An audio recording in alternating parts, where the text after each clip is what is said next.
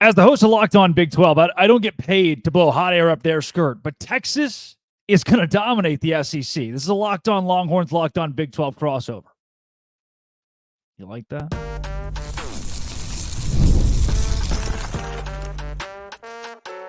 You are Locked On Big 12, your daily podcast on the Big 12 Conference. Part of the Locked On Podcast Network, your team every day. Another big week in sports, everybody. Welcome to Locked On Big 12, Locked On Longhorns crossover edition. I am Drake Toll from the Number One Big 12 podcast in America, Locked On Big 12. Thanks for making this show and Locked On Longhorns your first listen every single day. Texas will dominate the Big 12. That is where we start with Jonathan Davis, as well as Oklahoma not being ready to compete with the big dogs in the Southeastern Conference. And can the Big 12 stay alive without those Longhorns? Jonathan, off the very top, it pains me, man. We did a show about 6 months ago where I said that Texas would never make the college football playoff and they were doomed in the SEC. But today, that has all changed. They have a broken record in Big 12 championships. It's not just football. Texas is about to dominate the SEC, from not just a brand standpoint, but on the field in just about everything. Yeah, so I just want to say that you probably haven't even realized it yet, but you slipped up and said Texas will dominate the Big 12, and I just want to say we've already done that. Gosh, dang it. But Gosh, dang as it. far as the SEC, hopefully, that's the case. You look at baseball, and it's really competitive in the SEC, so I think if you can get into that league and dominate it, then Time out. We're not doing that. Let's do football. Arkansas. You just said, I'm reading the prompt on the screen. It says dominate the SEC in many sports. But what I need to make so clear, I'm trying to help you here. What I need to make so clear is in my head, Jonathan, here's what I was going to. Is like, how do I, as the Big 12 guy, qualify that comment? Many sports, sure. Baseball, sure. Swimming, I don't give a crap. Yes, you're good at what's the Governor's Cup, whatever they call it? Sure, fine.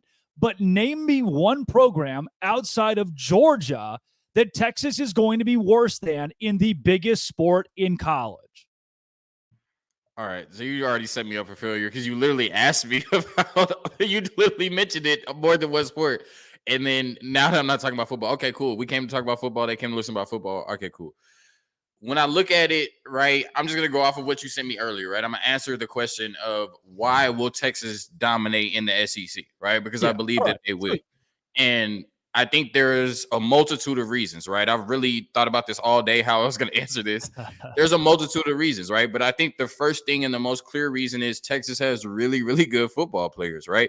And I know the narrative is like Texas has always had really good football players, and they definitely have. But I think, these teams, as you've seen recently, are built the right way. When your best two players last year were defensive tackles, that's the reason that you had the third best run defense in the country and you went to the college football playoffs. So where the talent is certainly matters. But blue chip ratio has always determined the best teams in college football, right? The best teams in college football are always the ones with the best players. There are no surprises there. When we go into this season, we've noted Ohio State, Oregon, Ole Miss, Georgia, and Texas as the national championship contenders.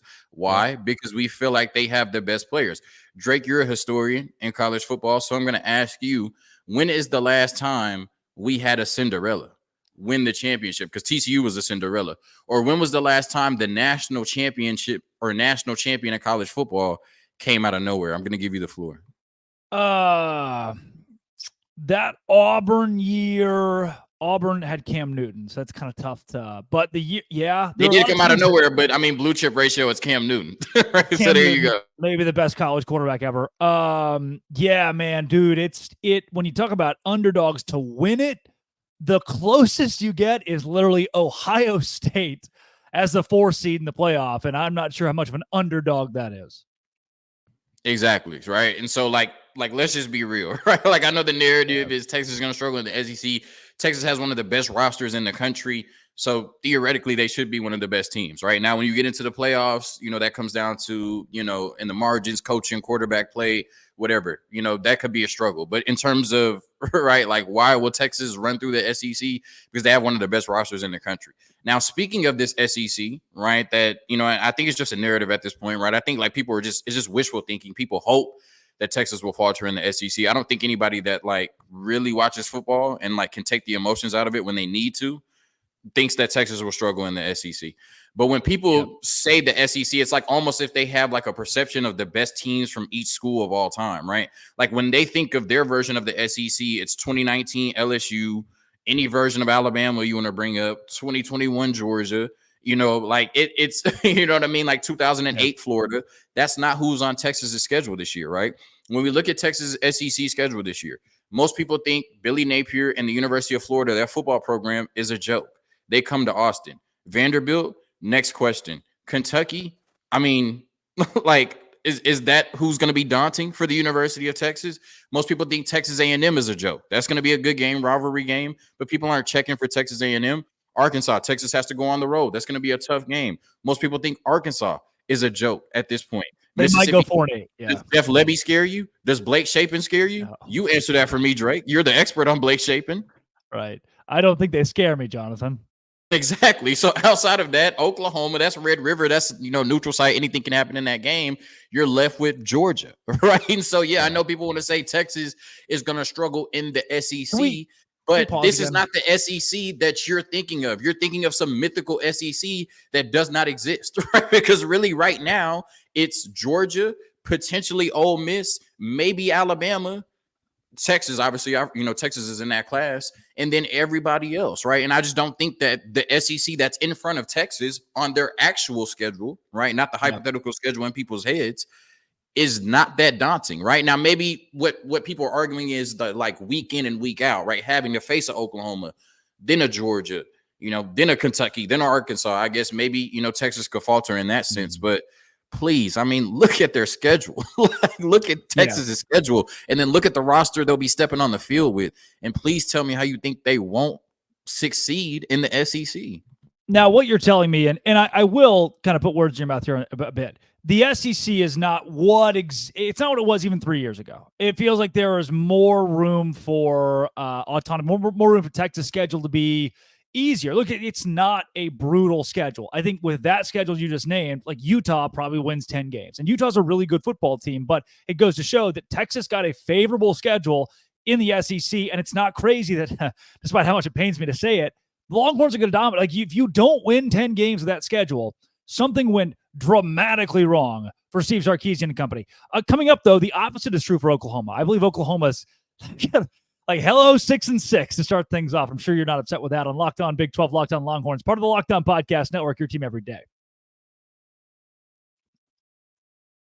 Today's show is brought to you by Yahoo Finance. Look, Yahoo Finance is exactly where I go to keep all my finances together.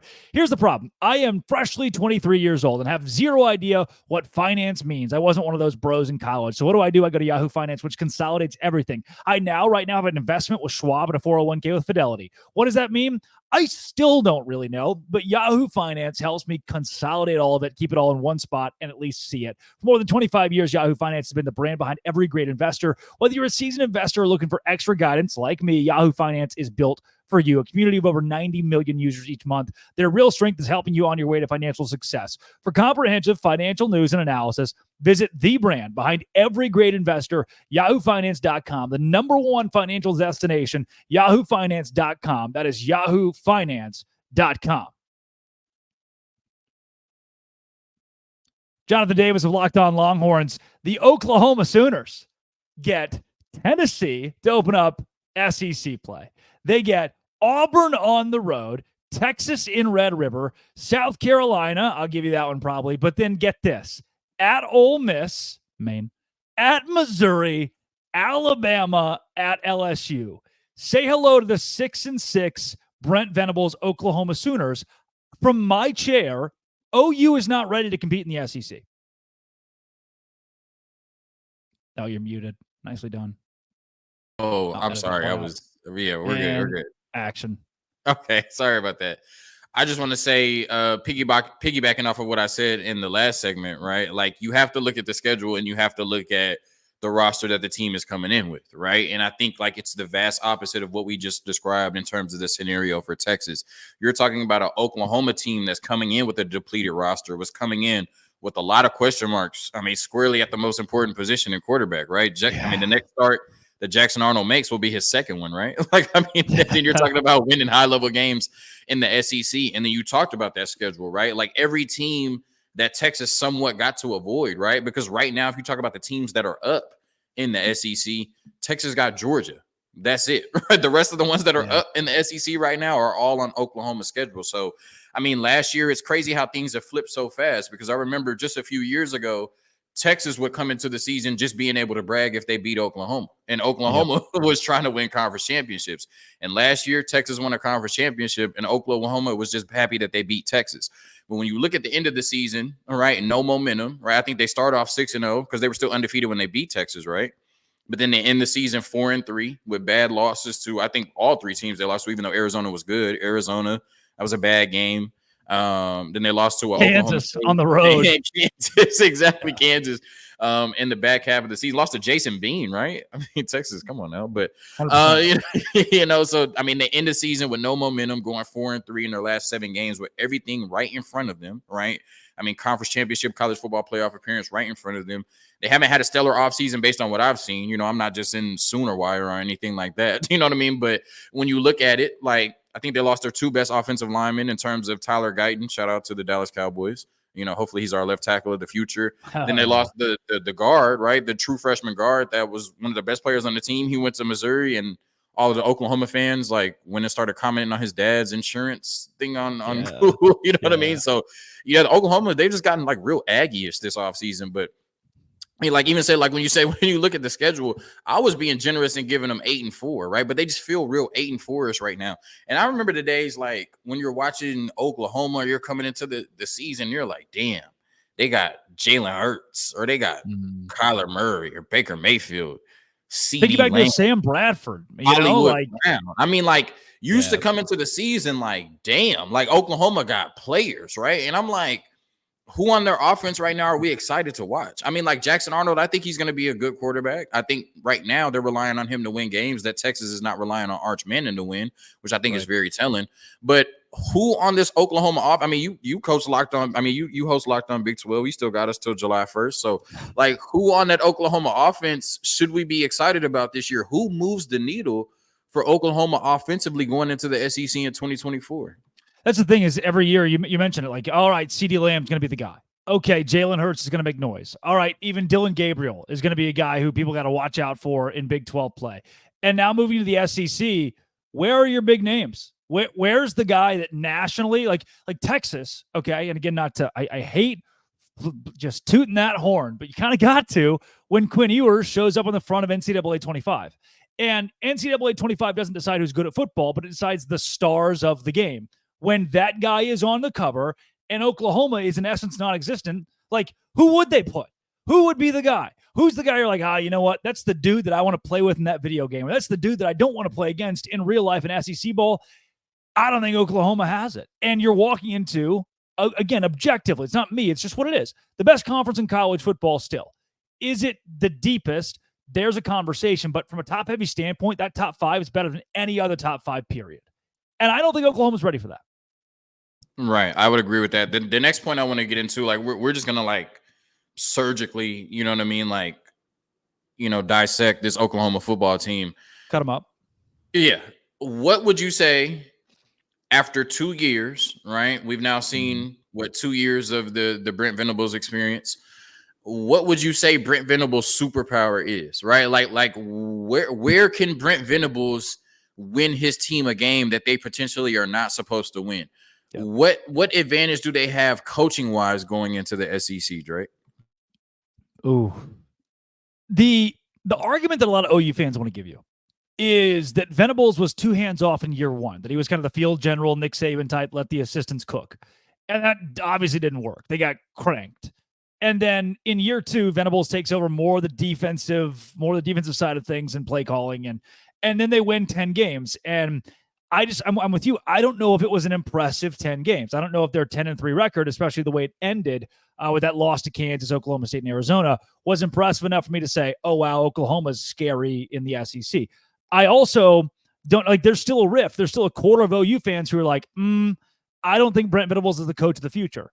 And when that's what your fan base thinks, whereas in a Texas scenario, everybody's bought into Steve Sarkisian, who's coming off a college football playoff appearance, that's not good. Not good for the boys in Norman. Yeah, I'm just, when I look at it, you know what I mean, and I'm definitely not. I mean, you know me, Drake. Like, you know, I'm not Texas homer to the point where I'm just gonna come on here and bash Oklahoma for no reason, right? If I felt like they had a healthy football program right now, or I felt like they were gonna come into the season and make noise, like I said, I still have them at 8-4, right? Even with everything we've just described, even though you've kind of pushed me a little bit closer to 6-6. Well, look, because they still have to play Texas outside of all those other schools you mentioned in the SEC. But like I said, you know, if you're an Oklahoma fan, and this is where I say that they're feeling real Aggie-ish right now, because Texas A&M, like, everybody can logically look at Texas A&M, even when they bring in one of the best recruiting classes of all time, and we can be like, we can still put it in perspective and say, like, yeah, that's Texas A&M. Like, you may feel great about what you have, but we know how it's going to end. And I feel like everybody's looking at Oklahoma like that right now. Like Oklahoma, look at what y'all have. Look at what y'all lost. Like, what do you have to be excited about? How can you realistically go into the SEC thinking you're just going to win 10 games? And it's like they're looking at it like they have the best roster since sliced bread. And it's just really reminiscent of like Texas A&M. Like, it just feels real Aggie-ish to me right now, like how they can look at what they have and feel like they're being slept on. Like, if everybody's sleeping on you, you're probably the one wrong. Like, or you're probably the one sleep. Like, Drake, let me know something. Yeah. I'll end it with this. When it comes to Oklahoma, I really believe that in the Big 12, they are a preseason number 4 if Texas and OU are still there, behind teams like Utah, Oklahoma State, who beat them last year, returns in essence everybody. The Sooners wouldn't be a scary team in Big 12 play. Texas ahead of them, Oklahoma State ahead of them, Utah ahead of them. In the SEC, I can guarantee you they're going to lose at Ole Miss. They're going to lose at Missouri, to Alabama, and to LSU. That's your last 4 SEC games of the season. Good luck even before that at Auburn. Not good. Not good in Norman. Coming up, good for the Big 12. Texas and Oklahoma leaving. Can this conference stay alive? Locked on Big 12, Locked on Longhorns. Your team as part of the Locked On Podcast Network every day.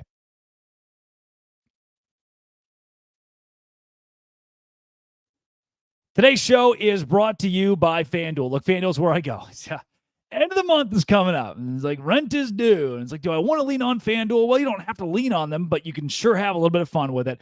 FanDuel is my place to go with the NHL and NBA being in the playoffs. Now, I don't watch a lot of NHL hockey, but I do like the Dallas Stars because I live in the Dallas area. And so I'll go bet on them to win their series at FanDuel. I'll put $50 on it to win $50. And right now, new customers get $150 in bonus bets with any winning $5 bet. Do I know a lot about hockey? No. Do I like betting on the team that wins? Yes. I think the Stars are going to win, so I'll bet on them at FanDuel. It's $150 in spreads, in money lines, player props, more. You can use it on all that if your $5 bet hits. Visit FanDuel.com/locked-on and make every playoff shot count. That is FanDuel.com/locked-on, America's number one sportsbook. Visit FanDuel.com today.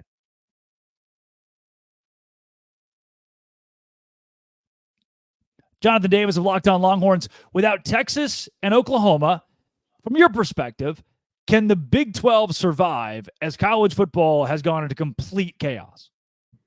Well, yeah, I think they can. And I just want to say I love the new name, how we've shifted from Power 5 to Core 4 already, rest in peace to Pac-12. But, I mean, talk about a seamless transition. Like, I love the Core 4. I like that. You know what I'm saying? Core 4's good. It's good.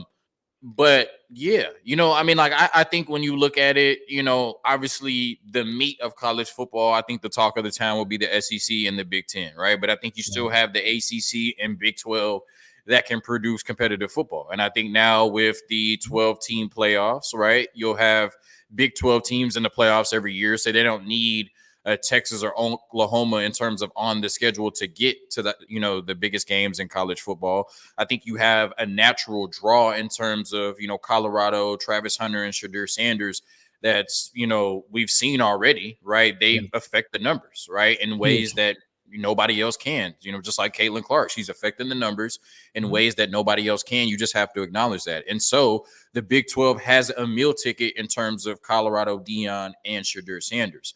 But my question is how long does that continue, or what draws casual fans to the Big 12? Because we know casual fans move the needle now more than ever, right? Yep. Right? Like, so we know and people say like t-shirt fans. T-shirt fans actually move the needle now. I don't want to say t-shirt fans, right? There's a lot of like connotation behind that. But no, because I think a t-shirt fan is like somebody who it's like used as a slur almost, or like an insult. Like, why are you so passionate about the University of Texas? You didn't go there, right? Like, that's not what a casual fan is to me. A casual fan is like, I'm not gonna watch the majority of games during the regular season, but I'm gonna tune into the college football playoff games because it's the playoffs, or I'm gonna tune into the marquee matchups. And what matchups can the Big 12 create that will be marquee to the casual fan? What games can the Big 12 create that have college football playoff or national championship implications? When you look at it this year, off top, Oregon, Ohio State, Michigan, SEC, Georgia, Texas, potentially, some other matchups in that conference. What games in the Big 12 this year, or even projected moving forward, will have those type of implications that will draw in the casual fan, right? Because we know people are going to watch Colorado, right? But to me, the long-term health and success of the Big 12, they need a championship level contender every year. Doesn't even have to be the same school, right? Because we've seen it bounce around in the SEC. Yeah. But what school or what draw, what team, what matchups are going to bring the casual fan over to the Big 12? That's my only concern about the conference long term. It's a big question from where the Pac-12 came from, right? Or you get like an Oregon, Washington. I didn't watch either of those games. I was watching Ole Miss play Mississippi State in the afternoon, right? Or Ole Miss play Arkansas over Washington and Oregon. The SEC product is in front of more eyeballs, and I think you hit it. The casual fan is going to watch that product more often than not. And the same goes for the ACC. There where Florida State sucked. When they played Clemson, no one really cared. There was really no point to watch. However, in the SEC, even when LSU was 7-5, 6-6, their game against Alabama drew a lot of eyeballs because it's LSU, Alabama. In the Big Ten, Penn State, Ohio State, Michigan, any game those three are playing in, that's going to draw high eyeballs. But the pushback that I would give is the SEC is the only conference where it feels like most matchups are going to draw the casual fan. The Big Ten, when Purdue plays Illinois, I don't give a rat's ass. You don't. Nobody else does either. And the ACC, the back end, the front end of that. And even when Michigan plays Illinois, most people don't care. And the only matchup that draws in the SEC is when somebody plays Vanderbilt. Mostly across the board outside of that, everybody's glued to that SEC game. Therefore, I think that aspect keeps the Big 12 in a good spot. I don't necessarily think that's true, though. And this is what I'll say that, right? Like, I do think for the large part, what you're talking about, even though the Big 12 has very passionate fan bases, right? So, like, we've seen what Iowa can do, right? When they have something to root for. So, even though, like, I guess we're talking about the casual fan, though, right? So, that point's kind of mute.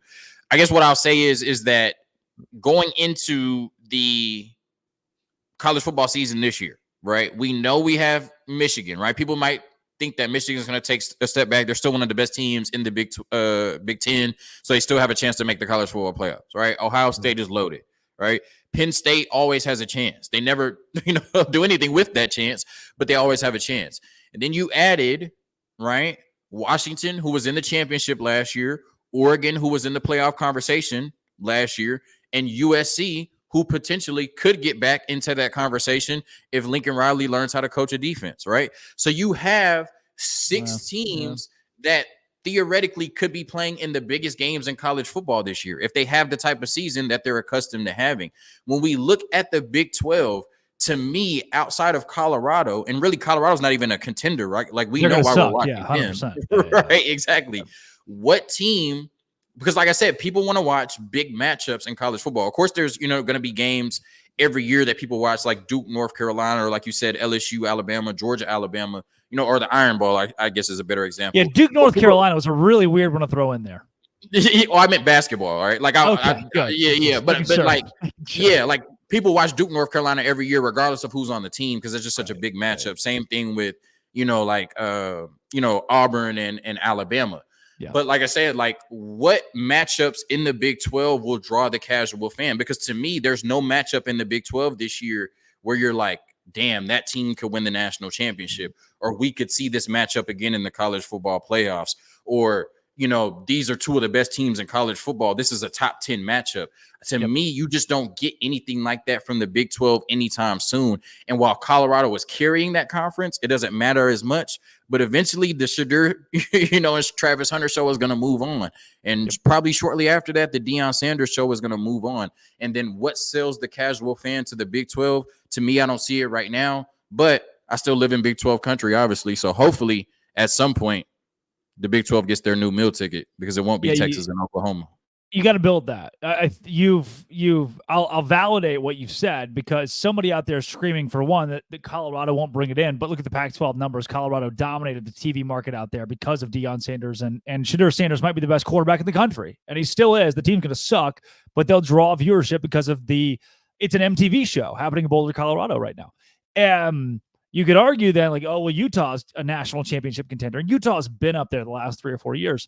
But then if they're playing number 19 Oklahoma State or number 17 Kansas State, is that drawing the eyes of Joe Schmo who lives in Syracuse, New York? I don't know. Whereas that guy's definitely watching when Georgia and Texas play in the regular season. So I'll validate what you said. I think you've hit the nail on the head there. My question to push back before we close the show, is there a point where we oversaturate things? Where you look at like, say, Georgia, Ohio State, or Texas, Alabama, you say, all right, I've seen this song and dance too often every year. Like, it's oversaturated at this point. I don't know. Like, I just don't know if I care that much anymore.